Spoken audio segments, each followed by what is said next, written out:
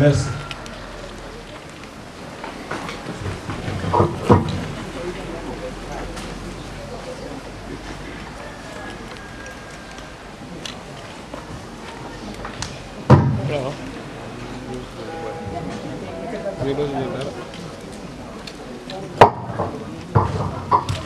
Normalement, c'est le maire de la commune qui devrait ouvrir cette cérémonie. Mais sa délégation n'a pas pu se déplacer.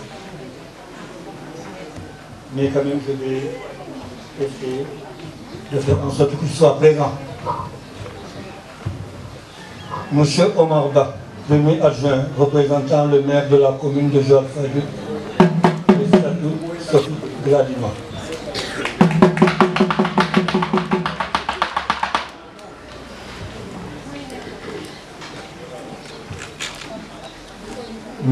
Mesdames et messieurs les chefs d'établissement scolaire du royaume d'enfance, depuis une Kampala, le curé de la paroisse Abbé Jean-Félix Diambi, le représentant de la fondation Léopold Sédar Senghor, Madame Hélène Diédhiou, qui devrait être des nôtres bientôt.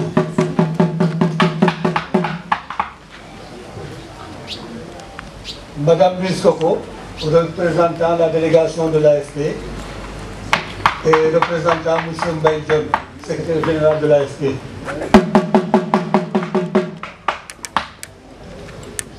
Messieurs les anciens Salma, Amadou Lamine Sall et Maître Bokounta Diallo.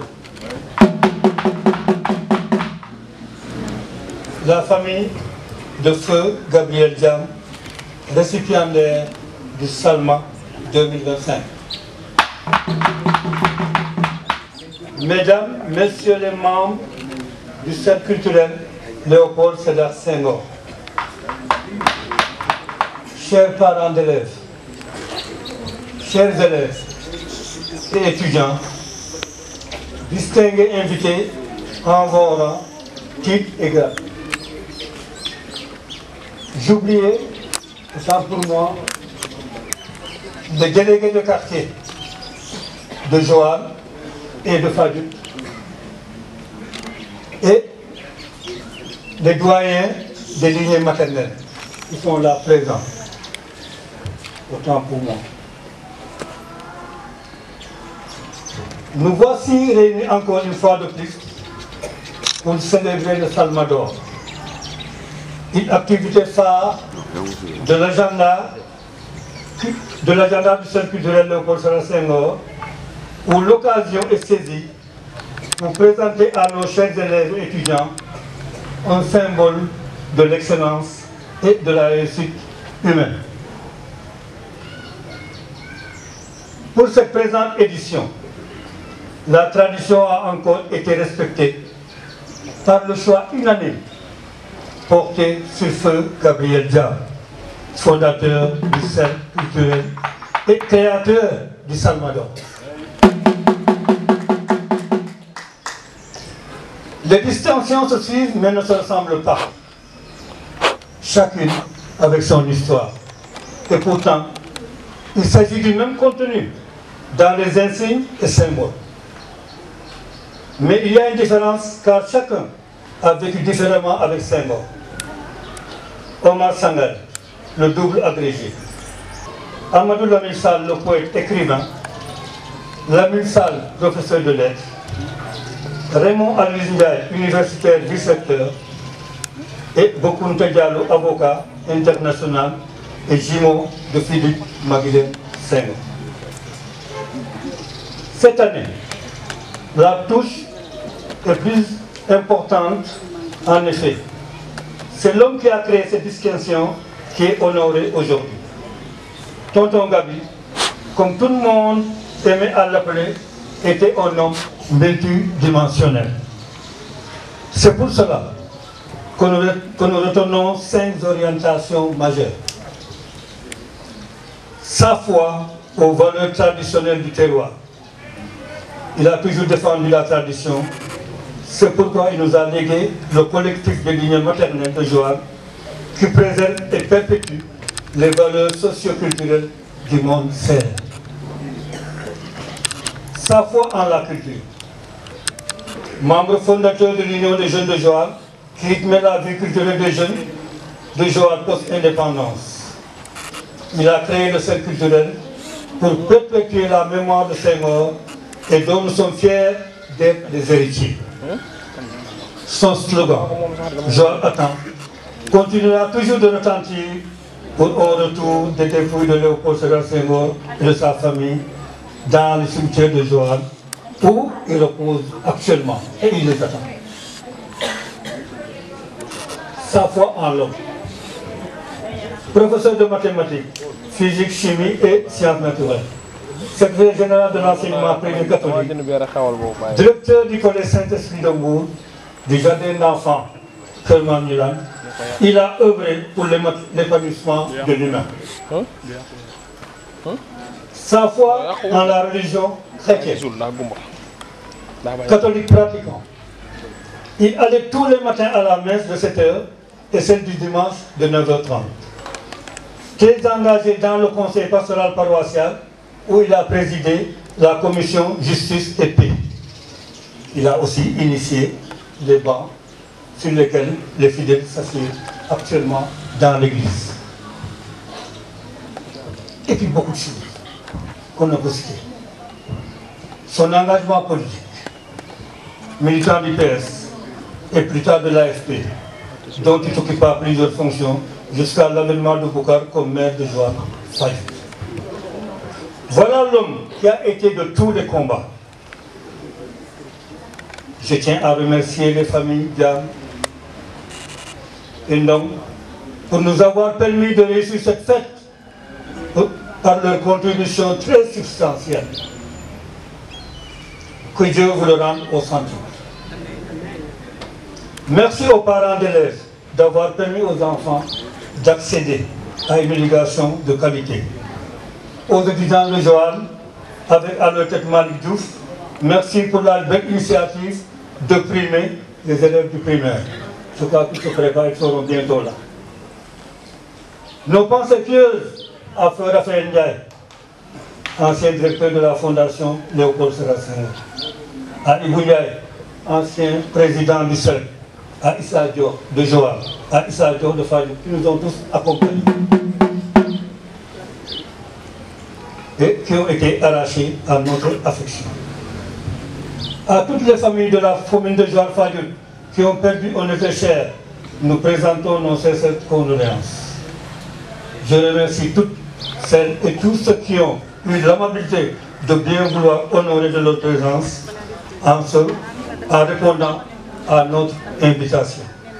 Que la fête soit belle, vive Senghor, vive Tonton Gari. Sœurs, chers parents d'élèves, distingués membres du cercle culturel Léopold Sédar Senghor, mesdames et messieurs, permettez-moi en ce jour empreint de mémoire et de solennité de vous adresser mes salutations les plus respectueuses et sincères. Nous sommes réunis ici pour célébrer la 6e édition du Salmador, un rendez-vous exceptionnel placé sous le sceau de la reconnaissance, du mérite et de la mémoire.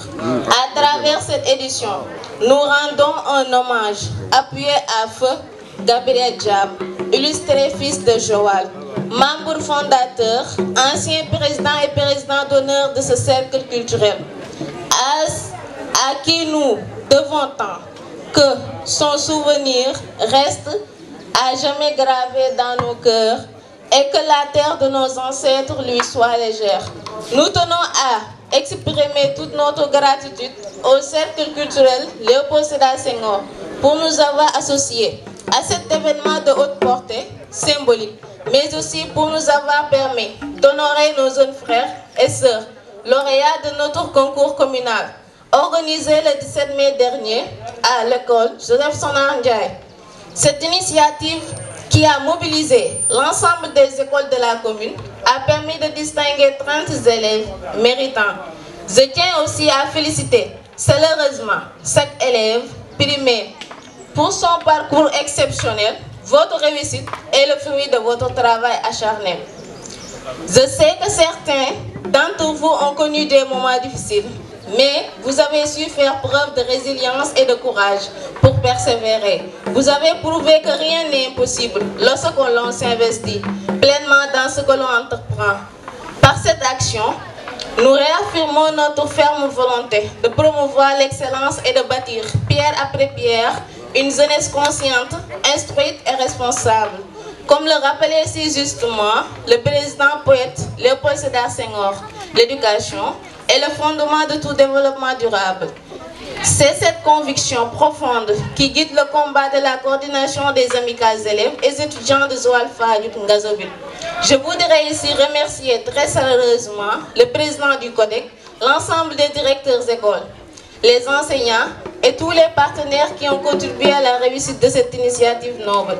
La coordination, pour sa part, renouvelle son engagement indéfectible à accompagner l'éducation et la formation de notre jeunesse à travers des cours de vacances, des semaines de révision, des concours, des journées de synthèse et un soutien constant aux étudiants dans le parcours universitaire.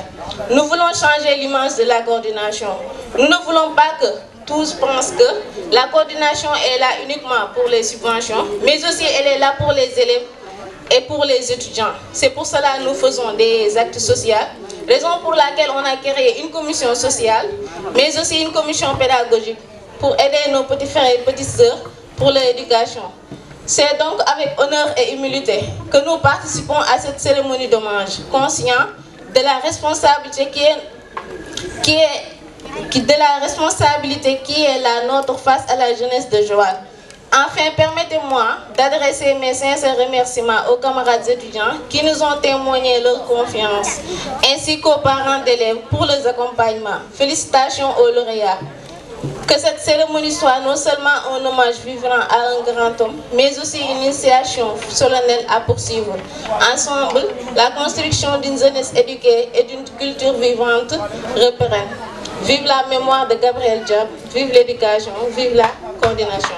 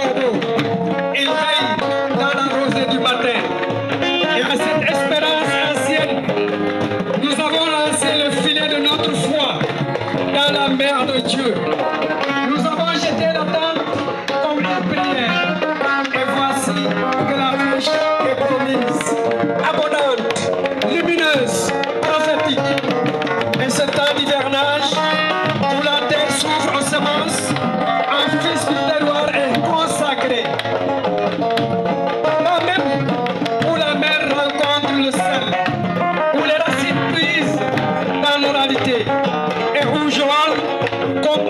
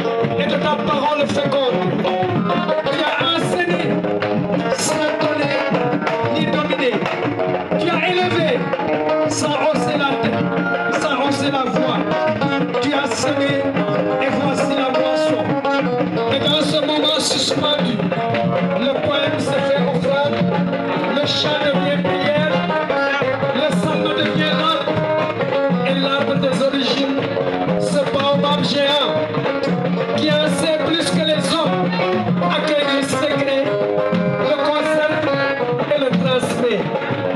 Que la mémoire nous soit semence. Kaby a pris place dans le cercle sacré. Il n'est pas parti, il est devenu source. Et Joal se